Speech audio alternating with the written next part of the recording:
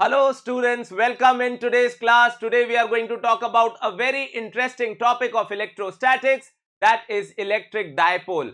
Electric dipole students एक बहुत ही important topic है, ना सिर्फ एग्जाम पॉइंट ऑफ व्यू से बट इन जनरल. आप समझ जाओगे मैं ऐसा क्यों कह रहा हूं थोड़ी ही देर में.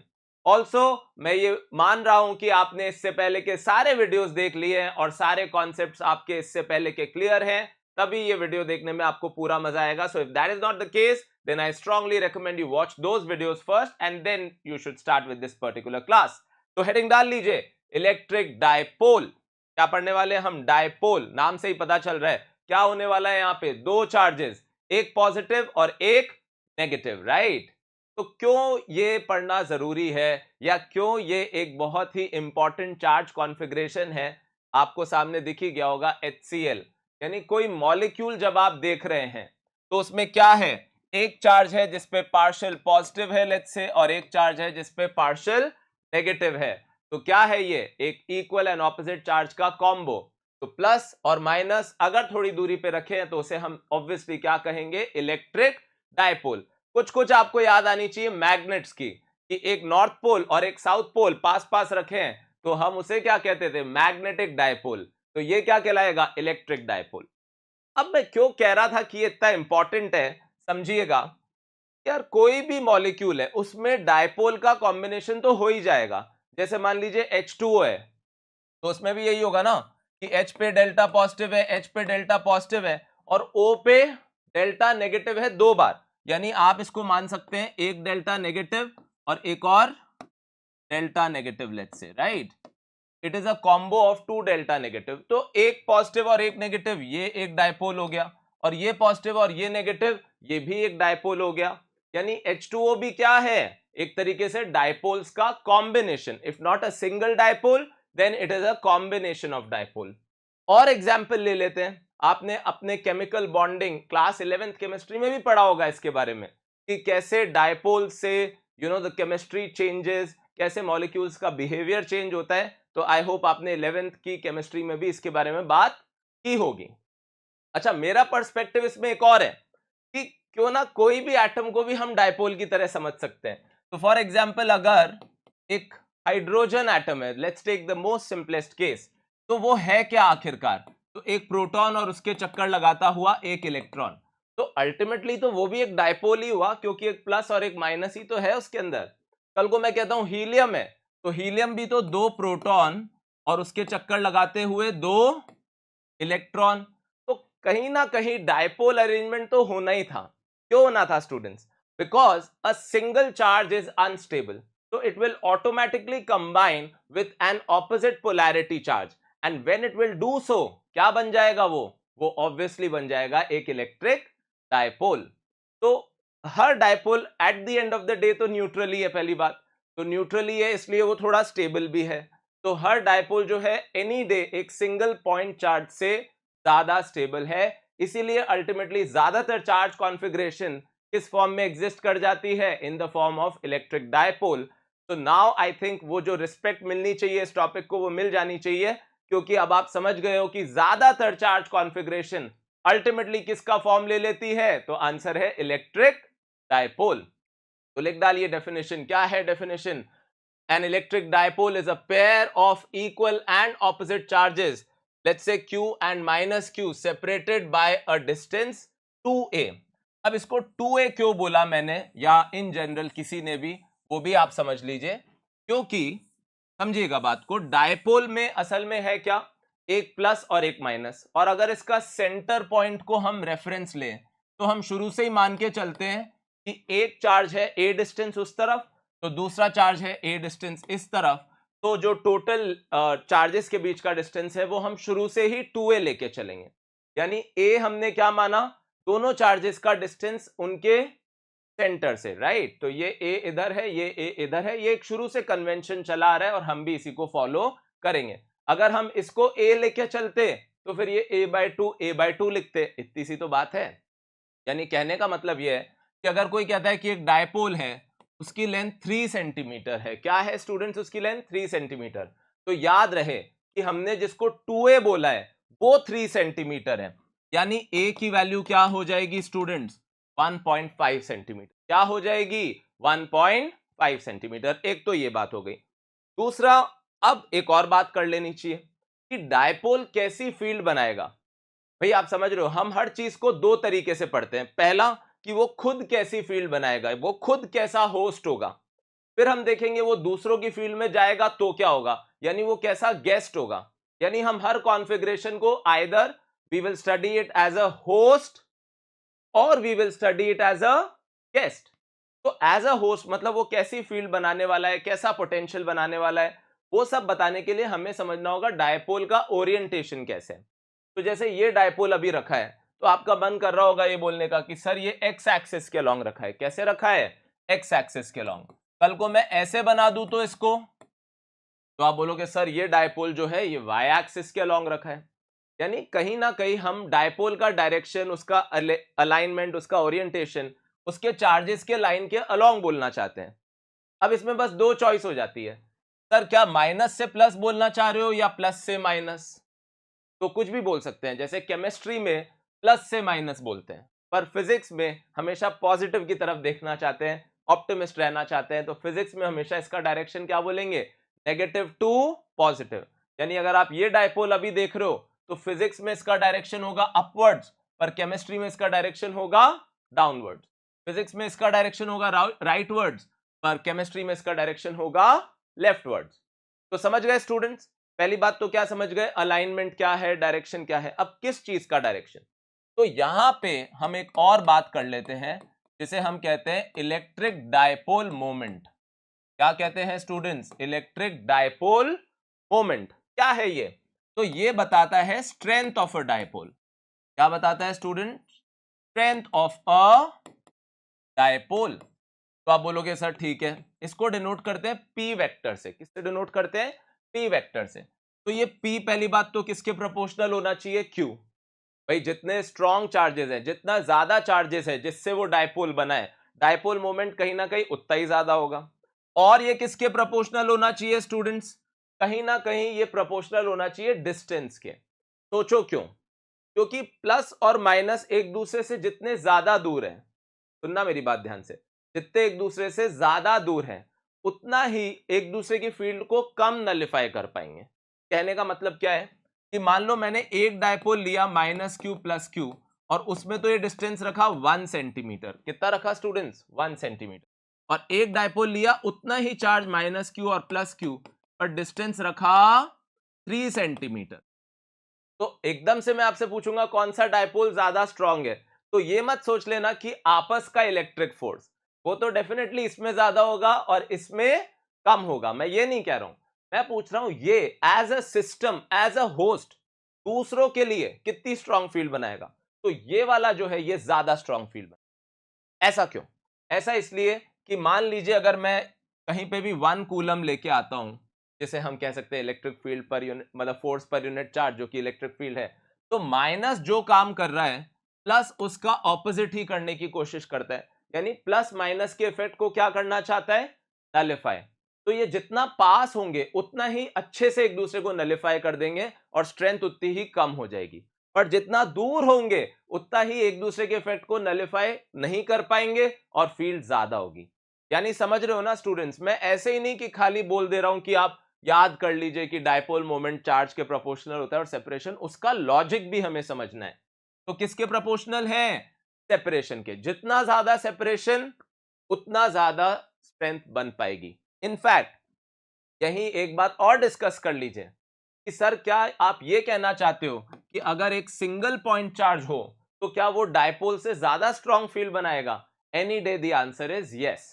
क्योंकि अगर सिंगल पॉइंट चार्ज हुआ तब तो उतने ही मैग्नीट्यूड के से जो डायपोल बना है उससे ज्यादा ही स्ट्रांग होगा ना, क्योंकि प्लस के पास माइनस आना तो अच्छी बात नहीं है। तो any day single point charge will prove to be a better host, as in a stronger host will create a greater field and greater potential as compared to an electric dipole. तो dipole की field students हमेशा थोड़ी weak रहेगी as compare to a single point charge of same magnitude. समझ गए? तो dipole moment क्या है? स्ट्रेंथ बताता है। और फाइनली मैथमेटिकली ये क्या है? क्योंकि हम खुद ही डिफाइन कर रहे हैं तो कांस्टेंट ऑफ प्रोपोर्शनैलिटी 1 ले लेंगे, तो it is the product of charge and the separation between the two charges. अब इसकी एसआई यूनिट क्या होगी? इसकी एसआई यूनिट होगी कूलम मीटर। क्या यूनिट होगी स्टूडेंट्स इसकी? Obviously coulomb metre, right. तो और इसका direction, it is a vector quantity. कैसी क्वांटिटी होगी स्टूडेंट्स? ये वेक्टर क्वांटिटी। कैसी क्वांटिटी होगी? Vector quantity. और उसका, ताकि हम अलाइनमेंट भी बता सके, और उसकी जो डायरेक्शन है फिजिक्स में, तो इसका डायरेक्शन है फिजिक्स में वो हमेशा होगा नेगेटिव टू पॉजिटिव। क्या डायरेक्शन होगा? Negative to positive. समझ गए आप लोग? सीजीएस यूनिट क्या होगी स्टूडेंट्स? तो आप बोलोगे सर सीजीएस यूनिट होगी ईएसयू सेंटीमीटर, क्योंकि आप जानते हो कि चार्ज कूलम है एसआई में, पर सीजीएस में है ईएसयू, और डिस्टेंस जो है सीजीएस में है सेंटीमीटर। और अगर आपको याद हो, यहां लिख देता हूं अलग से कि 1 कूलम में कितने ईएसयू थे? 3 इंटू 10⁹ ईएसयू थे स्टूडेंट्स। तो एक ईएसयू में कितने कूलम होंगे? 3.33 इंटू 10⁻⁻10 कूलम। आई होप आप समझ पा रहे हो मैं क्या कहना चाह रहा हूं यहाँ पे। तो ये किसकी बात हो गई? ये किसकी बात हो गई? रिलेशन बिटवीन एसआई यूनिट और सीजीएस। यहां तक की बात क्लियर है क्या? तो पहले इतना कॉपी कर लीजिए, फिर आगे बढ़ते हैं, ठीक है? पहले इतना कॉपी कर लीजिए। आप समझ गए? बड़े आराम से चल रहे हैं। पहले तो ये समझते हुए चल रहे हैं कि डायपोल क्यों पढ़ना जरूरी है। फिर क्या बात कर रहे हैं कि डायपोल को हम कैसे उसकी स्ट्रेंथ को डिफाइन करेंगे with the help of a quantity which is called its electric dipole moment. Also, mathematically, electric dipole moment is the product of charge and separation between the two charges. In fact एक और बात कर ही लेते हैं हाथों हाथ कि जो मॉलिक्यूल्स होते हैं स्टूडेंट, क्या होते हैं मॉलिक्यूल्स? उनमें ये जो चार्जेस होते हैं किस ऑर्डर के होते हैं? आप लोग जानते हो 10⁻⁻19 कूलम के ऑर्डर के। और ये जो डिस्टेंसेस होते हैं ये किस ऑर्डर के होते हैं? एंगस्ट्रॉम, यानी 10⁻⁻10। तो आपके केमिस्ट्री टीचर ने जरूर आपको 11th में बताया होगा कि मॉलिक्यूलर डायपोल्स के लिए, इसके लिए मॉलिक्यूलर डायपोल्स के लिए जो कॉमन यूनिट यूज की जाती है वो है डिबाय। साइंटिस्ट को डेडिकेट करते हुए जिनका नाम था डिबाय, तो कॉमन यूनिट जो है वो डिबाय है। और 1 डिबाय जो होता है स्टूडेंट, याद रहे किसके बराबर होता है? 10⁻⁻, तो ये कितना था? 3.33 इंटू 10⁻⁻18 कूलम। वो तो किसकी वैल्यू थी? ईएसयू की। अब मैं आपको बता रहा हूं 1 डिबाय किसके बराबर होता है। तो 1 डिबाय बराबर होता है 10⁻⁻18 ईएसयू सेंटीमीटर के बराबर होता है 10⁻⁻18 ईएसयू सेंटीमीटर। तो अब आप सोच सकते हो कि अगर मैं इसको कूलम में कन्वर्ट करना चाहूं तो कितना है? 3.33 इंटू 10⁻⁻10, और 1 सेंटीमीटर को मीटर में करना चाहूं तो इंटू 10⁻⁻²। तो अब ये किस में कन्वर्ट हो गया? कूलम मीटर में। इजी कन्वर्जन है, आई होप आप समझ पा रहे हो। जब आप इसको मल्टीप्लाई करोगे -18 -2 और -10, तो 1 डिबाय जो आपको पता होना चाहिए students, very important for you, is equal to 3.33 into 10⁻⁻30 coulomb metre. इसके बराबर है। सेंटीमीटर नहीं लिखा है, क्या लिखा है? Coulomb metre. इसको सेंटीमीटर मत रीड कर देना। तो समझ गए क्या है आज का टॉपिक? आज का टॉपिक है इलेक्ट्रिक डायपोल। एक पॉजिटिव एक नेगेटिव। बहुत सिंपल है कहानी, क्योंकि eight the end of the day आपको पॉइंट चार्ज को तो डील करना आता ही है। अब बस केस क्या हो गया? एक प्लस और एक माइनस पास पास रखें, क्या होगा नेट इफेक्ट, वही आज हमें समझना है। यूनिट्स का ध्यान रखिएगा, कूलम मीटर, ईएसयू सेंटीमीटर और डिबाय।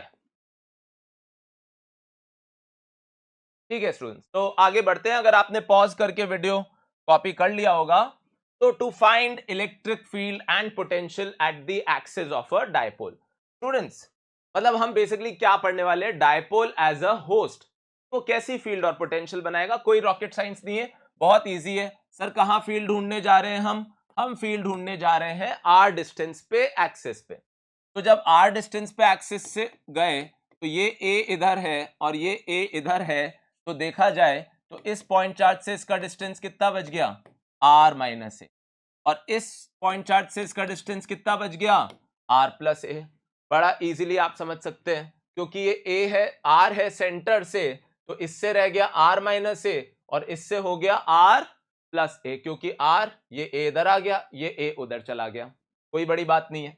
तो यहां पे अब आप क्या इमेजिन कर लो, पर कूलम फोर्स, क्या इमेजिन कर लो, पर कूलम फोर्स, वो भी पॉजिटिव। तो प्लस क्यू की फील्ड अगर इधर है तो माइनस क्यू की फील्ड इधर होगी स्टूडेंट्स। तो नेट फील्ड क्या हो जाएगी, नेट फील्ड बोलिए तो, क्योंकि ये दोनों वेक्टर्स ऑपोजिट जा रहे हैं तो नेट फील्ड क्या हो जाएगी, E1 vector minus E2 vector का मैग्नीट्यूड, क्योंकि दोनों वेक्टर्स एंटी पैरेलल है तो हम दोनों को क्या कर देंगे, सब्ट्रैक्ट। तो ये क्या आ जाएगा students, K Q upon R minus A whole square minus K Q upon R plus A whole square. ठीक है क्या ये बात, यानी क्या किया हमने, बोलो, हमने दोनों फील्ड्स को क्या कर दिया, सब्ट्रैक्ट। और क्योंकि पॉइंट चार्ज की फील्ड क्या होती है, याद करिए, के क्यू बाय आर स्क्वायर होती है। पॉइंट चार्ज की फील्ड क्या होती है, k Q by r square. तो बस इसके लिए आर की जगह हो गया आर माइनस ए और उसके लिए आर की जगह हो गया आर प्लस ए, कोई बड़ी बात नहीं है, एलसीएम ले सकते हैं। तो ये आ जाएगा K Q R square plus ए square plus 2ar minus R square plus ए स्क्वायर माइनस 2ar। बहुत ही सिंपल मैथ है, सब लोग कर सकते हैं। और नीचे क्या आ जाएगा, आर स्क्वायर माइनस ए स्क्वायर का होल स्क्वायर। तो ये आ गई इलेक्ट्रिक फील्ड। तो इलेक्ट्रिक फील्ड क्या आएगी बोलिए, तो इलेक्ट्रिक फील्ड क्या आएगी, जब आप इस टर्म को सॉल्व करेंगे तो आर स्क्वायर से R square cancel, A square से ए स्क्वायर कैंसिल, 2ar और 2ar, क्योंकि माइनस माइनस क्या हो जाएगा, प्लस, क्या बचेगा आप खुद लिखिएगा, K Q upon are square minus A square whole square, और ऊपर क्या बचेगा 4ar, क्योंकि 2ar और 2ar ऐड होके 4ar हो जाएगा। स्टूडेंट्स P यहां पे क्या था, डायपोल मोमेंट, वो क्या है 2 इंटू 2a, वो क्या है 2 इंटू 2a। तो क्यों ना यहां पे Q इंटू 2a की टर्म को क्लब करके मैं P लिख दूं, और जैसे ही मैं ये करूंगा तो आपको फील्ड ऐसे दिखेगी, 2kpr upon are square minus A square का होल स्क्वायर, जो कि कोई बहुत बड़ी बात नहीं है, आप लोग आराम से समझ पाओगे। तो इलेक्ट्रिक फील्ड क्या हो गई डायपोल के एक्सिस पे, 2kpr upon are square minus A square का होल स्क्वायर। इसमें भी अगर पॉइंट डायपोल रहा, जो कि ज्यादातर केस होता है, क्योंकि ज्यादातर डायपोल की जो साइज होती है वो बहुत स्मॉल होती है, जैसा हमने देखा एंगस्ट्रॉम के ऑर्डर की, और हम फील्ड निकाल रहे हैं मान लीजिए सेंटीमीटर पे, तो ज्यादातर हम ये अज्यूम कर ही सकते हैं कि r is very very greater than 2a, और r अगर a से बहुत बड़ा है तो a स्क्वायर की टर्म को हम r स्क्वायर के टर्म के सामने इग्नोर कर सकते हैं। और अगर जैसे ही हमने a स्क्वायर को इग्नोर किया तो यहां है r स्क्वायर का स्क्वायर, तो एक r से एक r कैंसिल, और इलेक्ट्रिक फील्ड क्या आ गई स्टूडेंट्स, तो आंसर आ गया 2kp बाय r क्यूब, यानी इलेक्ट्रिक फील्ड का जो मैग्नीट्यूड आ गया वो क्या आ गया 2kp बाय r क्यूब। और वेक्टर भी लगा दिया मैंने, क्योंकि जो डायरेक्शन p का है students that is negative to positive, net field का डायरेक्शन भी वही आया क्या, हाँ सर वही आया। क्यों वही आया, क्योंकि प्लस का रिपल्शन ज्यादा है, माइनस का अट्रैक्शन कम है, तो नेट फील्ड राइटवर्ड है, डायपोल मोमेंट का डायरेक्शन भी राइटवर्ड है। और मजे की बात यह है कि एक्सिस का मतलब यही पॉइंट्स नहीं है, एक्सिस का मतलब उधर के भी पॉइंट्स है जो माइनस क्यू के उधर हैं, क्योंकि उनके लिए क्या होगा, अट्रैक्शन ज्यादा होगा रिपल्शन कम होगा, तो उनके लिए भी नेट फील्ड इधर ही आएगी। यानी एक्सिस का मतलब सिर्फ राइट साइड के पॉइंट्स नहीं है, ये पूरी line, I am not talking about the points which are in between the charges, उनकी बात नहीं कर रहा, बट अदरवाइज जो इधर है या उधर है, पूरे पॉइंट पे, सारे पॉइंट्स पे फील्ड का डायरेक्शन पी के अलॉन्ग आ रहा है। तो ये चीज भी लिख देते हैं कि एक्सिस पे और पी वेक्टर कैसे हैं बोलो, आर पैरेलल, ठीक है, E एट एक्सिस और P that is dipole moment are parallel. अच्छा स्टूडेंट्स, अगर अब बात कर लेते हैं पोटेंशियल की, तो अगर पोटेंशियल की बात करें तो पोटेंशियल भी सिंपल सी बात है, V due to plus q प्लस V due to minus q. अच्छा अब ये मत सोचने लगना पोटेंशियल का डायरेक्शन किस तरफ होगा, सर पोटेंशियल का डायरेक्शन नहीं होता, वो एक स्केलर क्वांटिटी होता है। तो फिर पोटेंशियल की वैल्यू क्या हो जाएगी, के क्यू अपॉन आर माइनस ए और क्योंकि ये नेगेटिव चार्ज है तो K, और पहले भी मैंने आपको क्या बताया that whenever you are writing potential don't forget you have to put charge with sign. Okay, तो पोटेंशियल क्या आएगा K Q upon are square minus A square, और ऊपर क्या आ जाएगा R plus A minus R minus A. तो A से ए, आर से R cancel, A plus A क्या हो जाएगा 2a, तो q इंटू 2a क्या हो जाएगा p, तो ये क्या आ जाएगा बोलिए k p upon are square minus A square. समझ गए क्या भाई, 2a वाली टर्म थी ना, तो q इंटू 2a को हमें बार बार किससे रिप्लेस करना है p से, तो ये क्या आ गया k p upon are square minus A square. और फिर वही बात है, अगर पॉइंट डायपोल है, अगर पॉइंट डायपोल है तो यही v क्या बन जाएगा students k p by r square. One more thing students, जो आप क्लियरली रियलाइज कर रहे हो, जिसका कमिटमेंट हमने शुरू में ही कर लिया था कि E इस बार आर क्यूब के इनवर्सली प्रोपोर्शनल है और V आर स्क्वायर के, जबकि पॉइंट चार्ज के लिए E आर स्क्वायर के इनवर्सली प्रोपोर्शनल था और V आर के, यानी यहां पे R की डिग्री एक ज्यादा है, that means a weaker field. क्योंकि R की डिग्री जितनी ज्यादा है डिनोमिनेटर में, फील्ड उतनी ही वीक है, उतना ही जल्दी डिमिनिश हो रही है. तो R की डिग्री बड़ी होना डिनोमिनेटर में is not a good thing. तो as a host dipole is any day weaker as compare to its counterpart charge. Alright students, तो आपको मेरी बात समझ में आ गई, कहां से हमने बात शुरू की थी, कैसे हमने E और V डिराइव कर लिया एक्सिस पे. वीडियो को पॉज कर लीजिए, फटाफट से नोट डाउन कर लीजिए, फिर आगे बढ़ते हैं. ऑलराइट, तो next thing is E and V हमें अब कहां पता करना है, ट्रांसफर्स एक्सिस पे, इक्वेटोरियल पॉइंट पे. इक्वेटोरियल पॉइंट मतलब जैसे मान लो ये अर्थ है और ये अर्थ का ज्योग्राफिक एक्सिस है, जाहिर सी बात है, तो अर्थ का इक्वेटर ये हुआ ना, यानी इक्वेटर वो लाइन होती है जो एक्सिस को एग्जैक्टली 2 इक्वल हाफ्स में बांट देती है. तो एक्सिस ऐसे था तो इक्वेटर ऐसे होगा, एक्सिस ऐसे था तो फिर इक्वेटर ऐसे होगा. तो वही वाली बात हम कर रहे हैं. तो आप इसको ट्रांसवर्स एक्सिस भी बोल सकते हो. ट्रांसवर्स क्यों, याद है ना, एक्सिस के परपेंडिकुलर जाना है. तो आप बोलोगे सर ठीक है, ये प्लस क्यू है, प्लस क्यू क्या करेगा 1 कूलम को इमेजिन करिए तो रिपेल, माइनस क्यू क्या करेगा अट्रैक्ट. हम लोग इस बार कहां है ट्रांसवर्स एक्सिस पे. अब अगर ये एंगल थीटा है तो ये एंगल भी थीटा है, तो ये एंगल थीटा है तो ये भी थीटा है ऑल्टरनेट, और ये थीटा है तो ये भी थीटा है कॉरेस्पॉन्डिंग. और ये वाला डिस्टेंस अब क्या हो जाएगा students, under root of are square plus A square, क्योंकि ये आर है तो ये दोनों ए है. तो आप बोलोगे सर फिर वही बात है, करना तो हमें सुपरपोजिशन ही है, तो प्लस क्यू की फील्ड पहले पता कर लेते हैं, फिर माइनस क्यू की पता कर लेते हैं. माइनस क्यू हो या प्लस क्यू हो, फील्ड दोनों की सेम ही होगी. कितनी होगी, k Q upon under root of are square plus A square का होल स्क्वायर. क्यों स्टूडेंट्स, क्योंकि ये वाला distance root over r square plus ए स्क्वायर है. तो ये वैल्यू आ गई आपकी k Q upon are square plus A square. क्यों ना इसको ई बोल दिया जाए, ठीक है, मैग्नीट्यूड वाइज ये मान लीजिए ई है. तो मैंने अपनी तरफ से तैयारी कर ली, साइड डिश तैयार कर ली, अब बस मेन डिश में हमें वैल्यू डालनी है. उसके लिए फिर ई के कंपोनेंट्स ले लेते हैं. तो ये भी ई है तो उसका ये वाला कंपोनेंट ई कॉस थीटा, ये भी ई है तो इसका भी ये वाला कंपोनेंट ई कॉस थीटा. आप लोग समझते हैं कंपोनेंट लेना.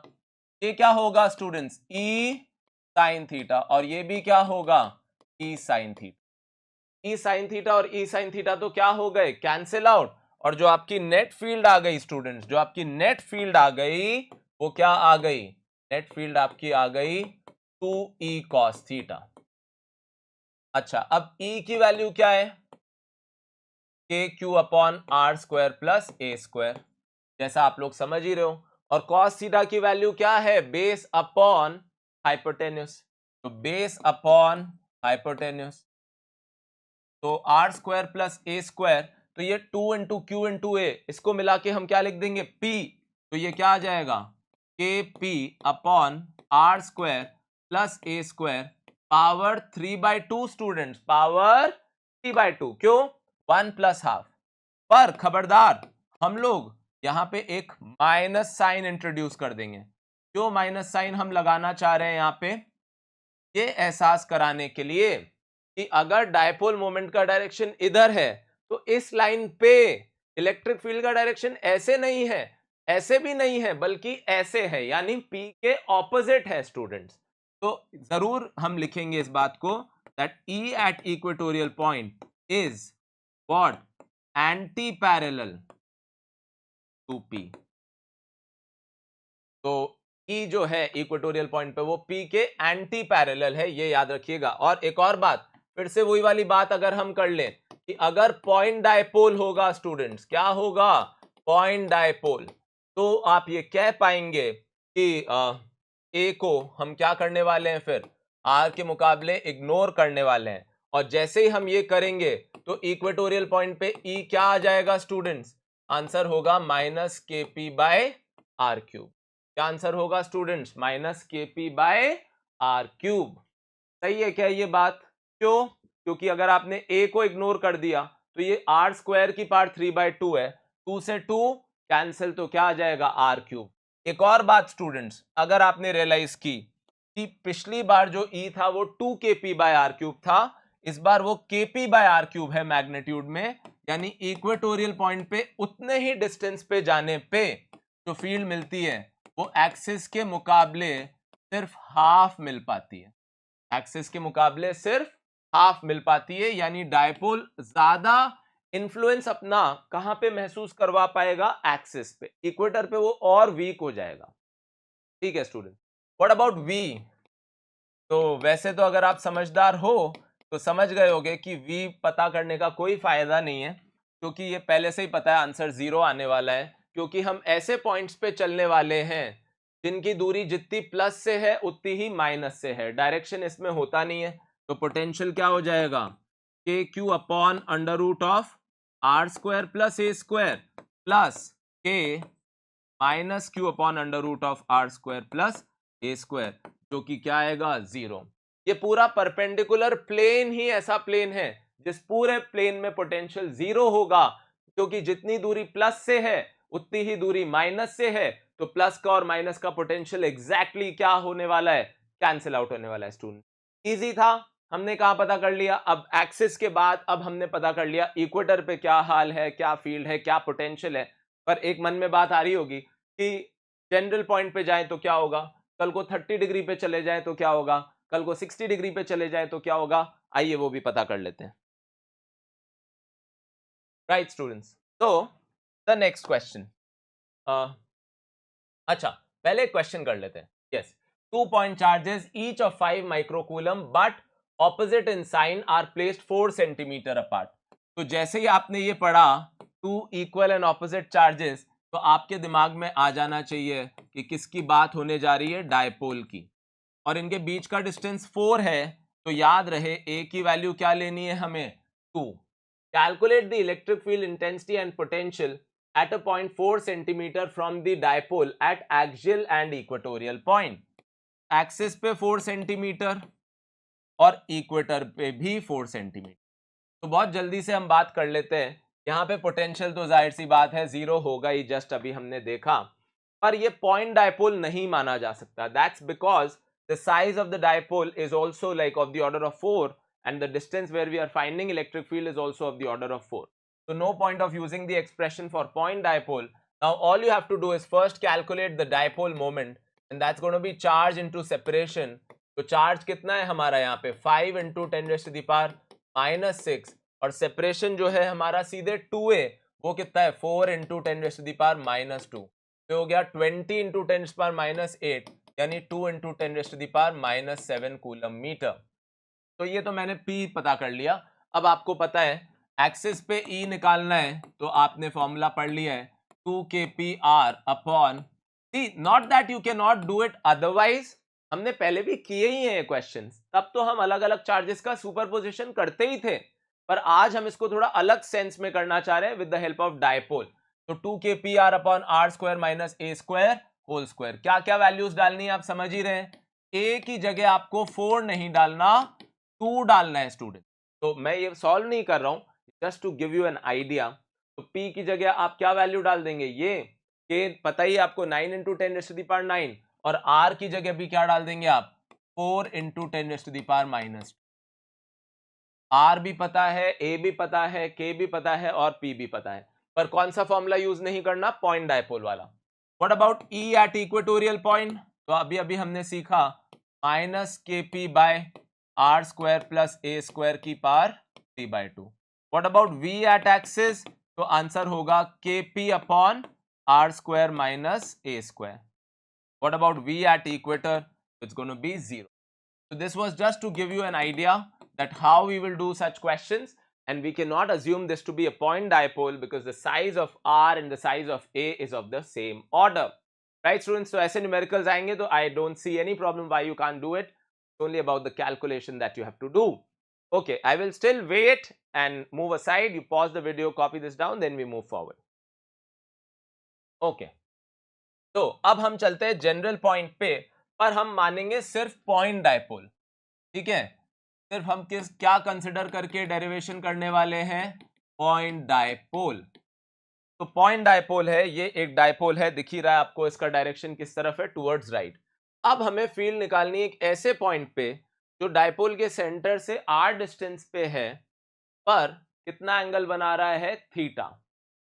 तो अगर आप थीटा 0 इमेजिन कर ले तो आप एक्सिस पे आ जाएंगे, अगर आप थीटा 90 इमेजिन कर ले तो आप इक्वेटर पे आ जाएंगे। मैं आपसे क्या कह रहा हूं, क्यों ना आप अपनी पुरानी नॉलेज को ही यूज कर लो, यानी अगर आप डायपोल की फील्ड और पोटेंशियल एक्सिस पे और इक्वेटर पे निकालना जानते ही हो, तो आप क्या कर लो कि ये P है, आप उसके दो कंपोनेंट्स ले लो, P पैरेलल और P परपेंडिकुलर। P पैरेलल क्या हुआ स्टूडेंट्स, कि मैंने डायपोल का ही वो कंपोनेंट ले लिया जो R के अलोंग है, तो उससे क्या होगा, ये वाला पॉइंट उसका एक्सियल पॉइंट हो जाएगा, और अगर वो उसका एक्सियल पॉइंट हो जाएगा, इसको मैं कह रहा हूं P cos थीटा और इसको मैं कह रहा हूं P sin थीटा। तो P cos थीटा की वजह से तो फील्ड एक्सिस के अलोंग ही बन जाएगी, जैसा आप लोग जानते ही हो, क्योंकि अगर एक्सिस पे होते हैं तो फील्ड एक्सिस के अलोंग ही बन जाती है, पर इक्वेटर डायपोल के अलोंग ही बन जाती है। पर अगर आप इक्वेटर पे हैं, इसके लिए अब ये परपेंडिकुलर पॉइंट हो गया, तो अगर इसका डायरेक्शन इधर है तो इसकी फील्ड कैसे बनेगी, उसके ऑपोजिट। तो फिर से याद दिला दूं, डायपोल के एक्सिस पे तो फील्ड अलोंग द डायपोल बनती थी और इक्वेटर पे ऑपोजिट। तो ये तो हो गया इसका एक्सिस पॉइंट और ये हो गया इसका इक्वेटोरियल पॉइंट। तो अगर इसका डायरेक्शन इधर है तो इसने फील्ड इधर बना ली। अच्छा, दोनों के बीच का एंगल जाहिर सी बात है क्या हो गया, 90। तो E पैरेलल क्या होगा, सब लोग समझते हैं 2kp/r³। बस P की जगह क्या यूज करना है, P cos थीटा, और इक्वेटर क्या हो जाएगा, kp परपेंडिकुलर बाय r³। अब आप P पैरेलल को P cos थीटा लिख देंगे और P परपेंडिकुलर को P sin थीटा। तो नेट फील्ड क्या हो जाएगी students, under root of E parallel square plus E perpendicular square, क्योंकि ये दोनों तो आपस में 90 बनाएंगे, क्योंकि ये दोनों भी तो आपस में 90 ही बना रहे हैं। तो ये कितना हो जाएगा students, 2kp cos theta over r³ whole square plus kp sin theta over r³ whole square. तो जब आपने इसको सॉल्व किया तो ये आएगा kp/r³ और अंदर कॉमन आ गया ना kp/r³, अंदर क्या बचेगा 4 cos square theta plus sine square theta, और cos स्क्वायर थीटा और साइन स्क्वायर थीटा को क्लब करके हम 1 भी लिख सकते हैं। तो ये जो नेट इलेक्ट्रिक फील्ड आ गई स्टूडेंट्स, ये आ गई kp/r³ under root of 3 cos square theta plus 1। और अगर ये सही है इलेक्ट्रिक फील्ड का मैग्नीट्यूड का एक्सप्रेशन, तो अगर आप थीटा 0 डालो तो एक्सिस वाला मैच हो जाना चाहिए। थीटा 0 डालो 3 + 1 4 2kp/r³ आ गया। थीटा 90 डालो तो फिर क्या आएगा, ये 0 हो गई टर्म, तो kp/r³ आ गया।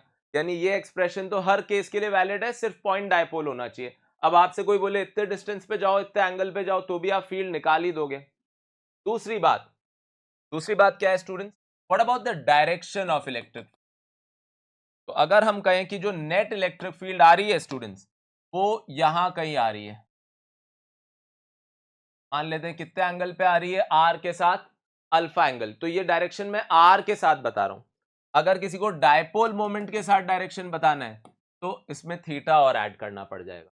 खैर, tan अल्फा किसके बराबर है स्टूडेंट्स? tan अल्फा, तो tan अल्फा होगा आपका E perpendicular upon E parallel, यानी आपको इसको इससे डिवाइड करना है। इसको आप क्या लिखोगे? KP साइन थीटा, और इसको क्या लिखोगे? 2KP cos theta. तो जब आप डिवाइड करोगे तो P P कैंसिल हो जाएगा, एक तो 2 बच जाएगा और एक sine theta upon cos theta क्या बच जाएगा? tan theta. तो आप खुद सॉल्व कर लेना, तो ये क्या आ जाएगा? tan अल्फा किसके बराबर आ जाएगा? tan theta by 2। tan alpha किसके बराबर आ जाएगा? tan theta by 2। तो अल्फा क्या हो जाएगा? tan inverse tan theta by, और फाइनल आंसर अगर आप डायपोल मोमेंट के साथ एंगल देना चाह रहे हैं, एंगल विथ P, तो आपको जो आंसर देना पड़ेगा वो क्या देना पड़ेगा? Theta plus alpha. कि अल्फा अभी ये R के साथ एंगल आया है और R खुद P से कितने एंगल पे है? थीटा। ये भी दिमाग में रखिए। What about the potential, students? What about the potential? The potential is very easy because all you have to do is again V due to parallel plus V due to perpendicular. और parallel का V आप लोग जानते ही हो क्या होता है students? KP by r square. और परपेंडिकुलर वाले के लिए तो इक्वेटोरियल पॉइंट हो गया, तो V वैसे ही 0 हो गया। और अब आप इसको क्या लिख देंगे? KP cos theta. Hence potential का जो जनरल एक्सप्रेशन आ गया, जैसे इलेक्ट्रिक फील्ड का आया था KP by r cube under root of 3 cos square theta plus 1, potential का क्या आ गया? KP cos theta by r square. तो ये पूरी बात हुई किसके बारे में? डायपोल को हमने अच्छे से पहचान लिया कि वो कैसी फील्ड और पोटेंशियल बनाता है, ना सिर्फ एक्सिस पे और इक्वेटर पे। याद रहे, मैं बार बार एक्सिस और इक्वेटर ऐसे कर रहा हूं, इसका मतलब मैंने मान लिया डायपोल ऐसे है, कल को डायपोल ऐसे है तो ये एक्सिस हो जाएगा और ये इक्वेटर हो जाएगा। ये कंफ्यूजन नहीं होना चाहिए स्टूडेंट। मैं रुकता हूं, आप ये कॉपी करिए, फिर आगे बढ़ते हैं, एक छोटा सा न्यूमेरिकल करते हैं। ऑल राइट स्टूडेंट, तो what is the question? A point dipole P is equals to 2i cap plus 3j cap is placed at the origin। ठीक है स्टूडेंट, वैसे तो कोई ये भी सोच सकता है कि 2i cap है यानी उसकी फील्ड उसका डायपोल मोमेंट ऐसा है कि 2 इधर और 3 इधर, सही बात है। और आपको इलेक्ट्रिक फील्ड निकालनी है कहां पे? 2,0। तो पहला तरीका, मेथड नंबर 1, जो ज्यादा आपको सोचना ना पड़े, मेथड नंबर 1, आप क्या कह दोगे? 2 वाले के लिए तो ये एक्सियल पॉइंट हो गया। 2 वाले के लिए क्या हो गया स्टूडेंट्स? Axial point. तो उसकी वजह से तो फील्ड जो होगी वो क्या होगी? मान लो E2, तो वो क्या होगी? आप समझते ही हो कि हम पॉइंट डायपोल मान चुके हैं इसको और बहुत दूर जा रहे हैं, तो जो एक्सिस पे फील्ड होती है क्या होता है formula? 2kp by r cube. और p की जगह क्या लिख देंगे आप? 2, और नीचे क्या लिख देंगे? आर क्यूब की जगह भी क्या लिख देंगे? 2 क्यूब। तो ये क्या आ जाएगा? k बाय 2, और डायरेक्शन क्या होगा? आई कैप। तो ये मैंने किसकी वजह से इलेक्ट्रिक फील्ड लिख दी? 2 वाले की वजह से। क्यों? क्योंकि उसके लिए ये एक्सिस हो गया, अभी अभी तो समझाया। और 3 वाले के लिए ये क्या हो गया? इक्वेटर। तो अगर इक्वेटर हो गया तो 3 वाले की इलेक्ट्रिक फील्ड क्या होगी? k की जगह 3 बाय आर क्यूब यानी 2 क्यूब। और डायरेक्शन किधर होगा? तो अगर ये j में है तो उसकी वजह से इलेक्ट्रिक फील्ड कहां होगी? -j में, है ना स्टूडेंट्स? तो इसका डायरेक्शन किधर होगा? ये हो गया k 3k बाय 8, और डायरेक्शन क्या हो गया स्टूडेंट्स? -j। इजी है, सही है। अब नेट फील्ड अगर कोई पूछे तो नेट फील्ड क्या हो जाएगी? Under root of E2 square plus E3 square. जो भी आंसर आएगा आ जाएगा। ये क्या हो जाएगा? k बाय 2 का स्क्वायर प्लस 3k बाय 8 का स्क्वायर। इस तरीके से क्या आ जाएगी? नेट इलेक्ट्रिक फील्ड आ जाएगी। Now what about potential? What about potential? तो पोटेंशियल आप बोलोगे फिर से वही, किस किस की वजह से? बोलो V2 प्लस V3। तो V3 वाले के लिए तो इक्वेटोरियल पॉइंट हुआ तो V0 हो गया, और 2 वाले के लिए क्या हो जाएगा? KP by r square. अब P की जगह क्या लिख दीजिए? 2, और आर स्क्वायर की जगह भी 2 स्क्वायर। तो पोटेंशियल क्या आ गया स्टूडेंट्स? नेट। तो आंसर हो जाएगा K बाय 4, जो भी है। तो ये किस किस की वैल्यू आ गई स्टूडेंट्स? ये वैल्यू आ गई E और V की। अब बस अगर इसी को आप दूसरे तरीके से सोचते कि अगर ये नेट डायपोल है तो इस नेट डायपोल की वैल्यू कितनी होती? तो आप पहले ही पता कर लेते, under root of 2 square plus 3 square यानी कितनी होती स्टूडेंट्स, अंडर रूट ऑफ 4 + 9 यानी कितनी होती 13। तो ये हो गई डायपोल की नेट वैल्यू। अच्छा वो नेट वैल्यू इधर होती, मान लेते हैं इससे कितना एंगल बनाते हुए थीटा, तो वो tan थीटा किसके बराबर होता स्टूडेंट्स 3/2। अच्छा तो अब ये डायपोल का डायरेक्शन है, तो ये तो अब जनरल पॉइंट हो गया ना, क्योंकि अब डायपोल ऐसे है तो फिर ये तो अब क्या बन गया उसका जनरल पॉइंट बन गया। तो अगर ये उसका जनरल पॉइंट बन गया तो हम क्या कह सकते हैं, यहाँ पे क्या कह सकते हैं कि हमें लगाना पड़ेगा फॉर्मूला जनरल पॉइंट वाला। उसके लिए हमें थोड़ी तैयारी लगेगी। tan थीटा 3/2 है तो ये परपेंडिकुलर हुआ, ये बेस हुआ, तो cos थीटा हो जाएगा बेस अपॉन हाइपोटेन्यूस, यानी कितना हो जाएगा students under root of 3 square + 2 square यानी 2/√13।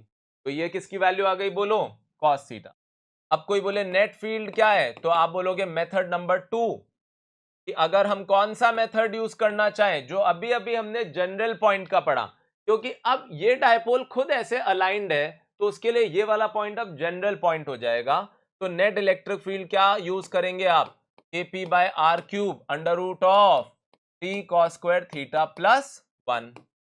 तो P की जगह क्या लिखेंगे स्टूडेंट्स √13, R की जगह क्या लिखेंगे 2³ और यहां क्या आएगा 3 cos square theta. cos square theta क्या हो जाएगा स्टूडेंट्स 4/13, क्योंकि स्क्वायर कर दिया है ना, +1। तो √13 से √13 कैंसिल और ये हो जाएगा 12 + 13। तो 12 + 13 क्या हो जाएगा हमारा 5 और 25, और 25 का अंडर रूट क्या हो जाएगा 5। तो ये क्या आ जाएगा बोलिए 5k/8।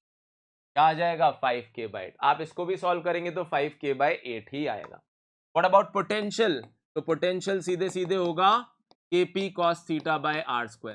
क्या होगा स्टूडेंट्स KP cos θ/r²।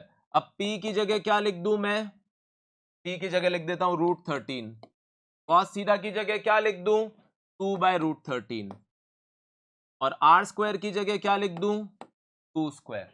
सही है स्टूडेंट्स। तो ये क्या आ जाएगा 4 और ये क्या हो गया √13 से √13 कैंसिल। अच्छा ये k/2 था, देखिए एक मिस्टेक हो गई है यहाँ, 2² और ऊपर भी तो 2 था, तो ये क्या था स्टूडेंट्स k/2 था। एक ह्यूमन एरर आ गया छोटा सा, तो ये भी देखिए लास्ट में अच्छा हुआ ना वेरीफाई हो गया, ये भी k/2 ही तो आ रहा है। तो आप चाहे ये मेथड यूज करिए चाहे ये मेथड, आई होप आपको बात समझ में आ गई होगी। हमने क्या यूज किया इस मेथड में, E और V एट जनरल पॉइंट का एक्सप्रेशन, जबकि यहां हमने दोनों का सुपरपोजिशन यूज कर लिया, क्योंकि इस वाले के लिए ये एक्सियल पॉइंट हो गया था और इस वाले के लिए ये इक्वेटोरियल पॉइंट हो गया था। तो इक्वेटोरियल पॉइंट पे फील्ड हमेशा डायपोल मोमेंट के ऑपोजिट होती है। पॉज करिए वीडियो को, पूरा कॉपी कर डालिए, खुद ट्राई कर डालिए, फिर आगे बढ़ते हैं। एक छोटा सा टॉपिक और ले लेते हैं, डायपोल एज अ गेस्ट। क्या होगा जब डायपोल किसी दूसरे की फील्ड में घूमने जाएगा। ठीक है स्टूडेंट, तो बात कर लेते हैं डायपोल एज अ गेस्ट। तो पहले हम ले चलते हैं डायपोल को एक यूनिफॉर्म फील्ड में, यानी अब डायपोल जा रहा है किसी और की फील्ड में। तो आप बोलोगे सर डायपोल जा रहा है मतलब क्या, एक +q पे फोर्स लग जाएगा QE फील्ड के डायरेक्शन में और -q पे फोर्स लग जाएगा QE फील्ड के ऑपोजिट डायरेक्शन में, क्योंकि ये यूनिफॉर्म फील्ड है। तो नेट फोर्स क्या हो जाएगा student, force on +q plus force on -q, और क्योंकि ये दोनों फोर्सेस इक्वल एंड ऑपोजिट हैं, तो आज मैं बेसिक्स कवर कर रहा हूं सारा, ज्यादा डिटेल में नहीं जा रहा, पर बेसिक सब कुछ आपको बता दूंगा आज की क्लास में। तो net force 0, therefore centre of mass will remain stationery, क्योंकि सेंटर ऑफ मास पे कोई नेट फोर्स नहीं लग रहा है। सेंटर ऑफ मास क्या रहने वाला है बोलो, स्टेशनरी। अच्छा अब सेंटर ऑफ मास स्टेशनरी रहने वाला है, ये एक तरीके का कपल हो गया, इक्वल एंड ऑपोजिट फोर्स, पर क्या लग जाएगा टॉर्क। अभी के लिए मैं मान लेता हूं कि सेंटर ऑफ मास इसका सेंटर ही है। हालांकि आपने पढ़ा होगा 11th क्लास में कि जब एक कपल एक्ट करता है तो किस पॉइंट के अबाउट टॉर्क निकालें ये मैटर नहीं करता, पर अभी के लिए मैं मान लेता हूं ये ऐसा मॉलिक्यूल है जिसमें इसका भी मास m है और इसका भी मास m है, जो कि जरूरी नहीं है। फॉर एग्जाम्पल आप HCl को समझिए, Cl पे जितना माइनस में चार्ज है हाइड्रोजन पे उतना प्लस में चार्ज है, पर उसका सेंटर ऑफ मास तो एकदम क्लोरीन के पास होगा। चार्ज बराबर है मैग्नीट्यूड में, इसका ये मतलब नहीं है कि मास भी बराबर होगा। खैर, तो फिर टॉर्क कितना लग जाएगा? Torque on plus q plus torque on minus Q. और क्या होगा टॉर्क? तो फोर्स इनटू परपेंडिकुलर डिस्टेंस। और क्या होगा perpendicular distance? Point of rotation से इसके लाइन ऑफ एक्शन का परपेंडिकुलर डिस्टेंस कितना होगा? a sine theta. ये a है तो ये वाला डिस्टेंस कितना हुआ? a sine theta. तो ये भी कितना होगा? a sine theta. सिमिलरली दूसरे वाले पे भी QE into a sine theta. तो अपने आप ये दोनों टर्म सेम आ गई, तो ये हो गया 2QA e साइन थीटा। अब 2QA को मिला के हम क्या लिख देंगे? P। तो टॉर्क क्या हो जाएगा students? PE sine theta. Torque क्या हो जाएगा स्टूडेंट्स? PE साइन थीटा, जिसको आप चाहो तो क्या लिख सकते हो? P cross E। क्या लिख सकते हो students? P cross E, cross product of P and E। इससे ही एक बात हाथों हाथ समझ में आ जाती है। Case 1, what is going to happen if theta is 90? Then you are going to have maximum torque, right? तो maximum torque लगेगा कितना? PE, क्योंकि sin theta क्या हो जाएगा? 1. But what if case 2, when theta is going to be 0, then torque is going to be 0. Case 3, if theta is going to be 180, then the torque is going to be। तो आप imagine कर पा रहे हैं कि इस case में torque भी 0 है, यानी डायपोल इक्विलिब्रियम में रहेगा। यानी अगर फील्ड इधर है और डायपोल भी इधर ही रखा है, यानी माइनस इधर और प्लस इधर, तो प्लस उधर फोर्स खा रहा है, माइनस इधर, तो डायपोल में टेंडेंसी है स्ट्रेच होने की। किस चीज की टेंडेंसी है स्टूडेंट? स्ट्रेच होने की। वहीं अगर ई इधर है और डायपोल इधर है, यानी ये माइनस ये प्लस, तो प्लस पे फोर्स लगेगा फील्ड के अलोंग और माइनस पे फोर्स लगेगा फील्ड के ऑपोजिट। तो इस डायपोल में टेंडेंसी हो जाएगी कंप्रेस होने की, यानी वो अपनी जगह ही स्ट्रेच या अपनी जगह ही कंप्रेस होगा, पर रोटेट नहीं होगा स्टूडेंट। तो ये किसकी बात की हमने? डायपोल जब घूमने जा रहा है किस में? किसी एक्सटर्नल फील्ड में। पर अभी हमने टॉर्क की बात तो कर ली, पर अब इसके दूसरे एस्पेक्ट क्या है? पोटेंशियल एनर्जी और टाइम पीरियड। इनको भी समझ लेते हैं जल्दी से। पहले आप इतना कॉपी कर डालिए, और आई होप ये समझ में आ गया होगा आपको कि डायपोल क्यों टॉर्क एक्सपीरियंस कर रहा है, क्योंकि दोनों चार्जेस पे इक्वल एंड ऑपोजिट फोर्स लग रहा है। राइट स्टूडेंट्स, तो अब बात कर लेते हैं पोटेंशियल एनर्जी। तो आप समझ ही रहे हो, जब भी कोई चार्ज किसी दूसरे चार्ज की फील्ड में जाएगा तो पोटेंशियल एनर्जी की बात तो होनी ही चाहिए। अब क्या होगा पोटेंशियल एनर्जी? वर्क डन के बराबर। और वर्क डन किसके बराबर होगा स्टूडेंट्स? रोटेशन में अगर आप एनर्जी स्टोर कर रहे हो जैसे टॉर्शनल स्प्रिंग में, तो वो टॉर्क इंटू डी थीटा होगा। अब टॉर्क क्या है? P E sine theta d theta. तो पोटेंशियल एनर्जी क्या आ जाएगी students? Minus PE cos theta, क्योंकि साइन थीटा का इंटीग्रेशन क्या होता है? Minus cos theta. यानी पोटेंशियल एनर्जी क्या आ जाएगी students? Minus p dot E. यानी अब वही वाली बात कर लीजिए कि थीटा अगर जीरो है, थीटा अगर जीरो है, तो पोटेंशियल एनर्जी क्या हो जाएगी? मिनिमम। कितनी? Minus p E. और जब पोटेंशियल एनर्जी मिनिमम होती है स्टूडेंट्स, उसे हम लोग कहते हैं स्टेबल इक्विलिब्रियम। क्या कहते हैं? Stable equilibrium. और अगर थीटा क्या होता है? 180, तो पोटेंशियल एनर्जी क्या होती है? मैक्सिमम। और वो क्या होगी? Plus PE. क्यों? क्योंकि cos 0 होता है 1, पर cos 180 होता है -1, तो माइनस माइनस प्लस, यानी कि इक्विलिब्रियम तो है, पर कौन से नेचर का? अनस्टेबल। कौन सा डायग्राम दिमाग में आ जाना चाहिए? ये हिल और वैली वाला।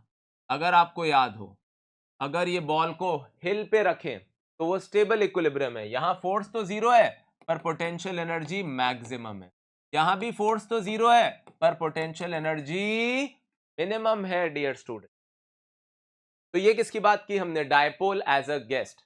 हाँ, इसमें कई बार पूछ लेता है work done to rotate from θ1 to θ2, to rotate from θ1 to, क्योंकि आप जानते ही हो कि अगर हम फील्ड से बाहर नहीं जा रहे, हम जीरो वाली जगह नहीं जा रहे और एक एनर्जी लेवल से दूसरी एनर्जी लेवल पे जा रहे हैं, तो हमारा वर्क डन किसके बराबर होगा? टू फाइनल माइनस यू इनिशियल, यानी minus PE common cos theta final minus cos theta initial. Moreover students, जो स्टेबल इक्विलिब्रियम वाली जगह है, कौन सी वाली जगह, जब डायपोल को हमने फील्ड के अलोंग ही छोड़ रखा है, तो अगर हम इसको डिस्टर्ब करते हैं तो वापस टॉर्क उसको वहीं लाने की कोशिश करता है। जैसा आपने देख लिया यहाँ पे भी कि अगर हम बॉल को यहाँ डिस्टर्ब करेंगे तो वापस से वो मिनिमम एनर्जी वाली जगह आएगी, यानी उसमें एक टेंडेंसी हो जाएगी ऑसिलेशन की, क्योंकि जब यहाँ आएगी तो वापस यहाँ रुक पाएगी नहीं, इनर्शिया की वजह से और आगे चले जाएगी, तो वो क्या करने लगेगी, ऑसिलेट। क्या करने लगेगी स्टूडेंट्स, ऑसिलेट। तो उसका टाइम पीरियड हम पता कर लेते हैं, पर सिर्फ कब, अगर थीटा क्या हो, स्मॉल। अगर थीटा, आप टाइम पीरियड तो समझ रहे हैं ना, जब वो ऐसे ऐसे ऑसिलेट कर रही है, डायपोल ऐसे ऐसे ऑसिलेट कर रहा है, तो उसका टाइम पीरियड। तो फिर हम टॉर्क को अप्रोक्सीमेटली क्या लिख पाएंगे स्टूडेंट्स, बोलिए, पीई साइन थीटा। उसको हम अगले स्टेप में क्या लिख सकते हैं, अप्रोक्सीमेटली पीई थीटा। और अगर आप उसको पीई थीटा लिख पाए तो आप जानते हैं कि वो एसएचएम की कंडीशन बन गई, क्योंकि टॉर्क किसके प्रोपोर्शनल आ गया, थीटा के। तो इसको किसके इक्वेट कर दूंगा, I omega square theta. Theta से थीटा कैंसिल, तो ओमेगा क्या आ जाएगा, under root of PE by I. और अगर ओमेगा आ गया ये, तो टाइम पीरियड क्या होगा students, very important, it is going to be 2 pi under root of I by E. ये क्या आ गया, डायपोल एज अ गेस्ट, क्या टॉर्क होगा, क्या पोटेंशियल एनर्जी होगी, और अगर डायपोल फील्ड के अलोंग है और उसको स्लाइटली डिस्टर्ब किया तो उसके ऑसिलेशन का क्या टाइम पीरियड होगा। आई जरूरी नहीं है कि m r square plus m r square मतलब आर आर बराबर हो, क्योंकि ये हमेशा किसके अबाउट रोटेट करेगा, अपने सेंटर ऑफ मास को सेंटर मतलब फिक्स रखते हुए उसके अबाउट। तो अगर बराबर मास है तो बीचों बीच, पर कल को अनइक्वल मास है तो किस पॉइंट के अबाउट ऑसिलेट करेगा, सेंटर ऑफ मास। पर ये सारा डिस्कशन कब सही था, जब फील्ड कैसी थी students, the answer is uniform, यानी हर जगह सेम फील्ड थी, इसीलिए प्लस क्यू और माइनस क्यू का फोर्स एग्जैक्टली क्या हो गया, कैंसिल आउट। पर क्या होगा अगर फील्ड कैसी होगी स्टूडेंट्स, नॉन यूनिफॉर्म। क्या होगा अगर फील्ड कैसी होगी, नॉन यूनिफॉर्म। तो आप बोलोगे सर जो फोर्स लग रहा है QE1 और जो फोर्स लग रहा है QE2, मान लो ऑपोजिट ही लग रहा है, तो वो नेट फोर्स जो होगा, जो हम प्लस क्यू और माइनस क्यू पे ऐड करके निकालेंगे, वेक्टोरियली तो ऐड ही कर रहे हैं, डायरेक्शन भले ही ऑपोजिट भी हो गया फोर्स का, पर मैग्नीट्यूड बराबर नहीं है, तो इस बार ये जीरो नहीं आएगा, क्या आएगा, नॉन जीरो। और टॉर्क तो खैर लग ही रहा था, टॉर्क भी क्या होगा बोलो, नॉन जीरो। तो इस बार फोर्स भी लगेगा और टॉर्क भी लगेगा, हेंस हम कह सकते हैं dipole will translate as well as rotate, translate as well as rotate। तो वो ऐसा कुछ चलेगा कि वो चल भी रहा है और वो साथ साथ घूम भी रहा है, जबकि पिछले केस में वो अपनी जगह घूम रहा था, अब वो चलने के साथ साथ घूमेगा भी। तो ऐसा कुछ उसका मोशन होगा, जैसे आपने पेन को ऐसे फ्लिक कर दिया तो वो जैसे आगे जाता है वो चलता भी रहता है, घूमता भी रहता है, somewhat like that. Don't call it rolling, rolling तो इसको नहीं कहेंगे, पर आप समझ गए कि बिहेवियर कैसा होगा इसका। क्वांटिटेटिव सिचुएशन क्या होगी, वो तो फिर फील्ड के फंक्शन पे डिपेंड करेगा, तो वो तो सिचुएशनल हो गया। मैंने तो आपको जनरल बता दिया कि इस बार वो ट्रांसलेट भी करेगा और रोटेट भी करेगा। एक छोटा सा क्वेश्चन करते हैं और आज की क्लास को खत्म करते हैं।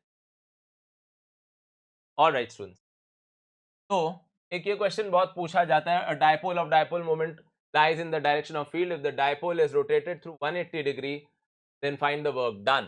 तो आप समझ रहे हो थीटा इनिशियल क्या है स्टूडेंट्स, 0, और थीटा फाइनल क्या है स्टूडेंट्स, 180।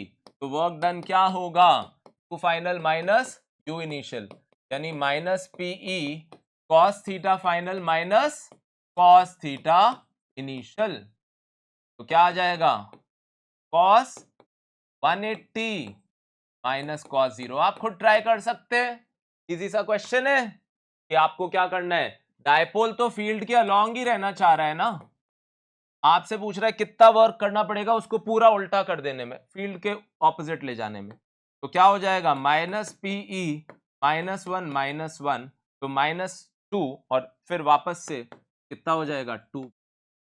ऐसे क्वेश्चंस बहुत आते हैं कि एक थीटा से दूसरे थीटा किस एंगल के लिए टॉर्क हाफ होगा मैक्सिमम के।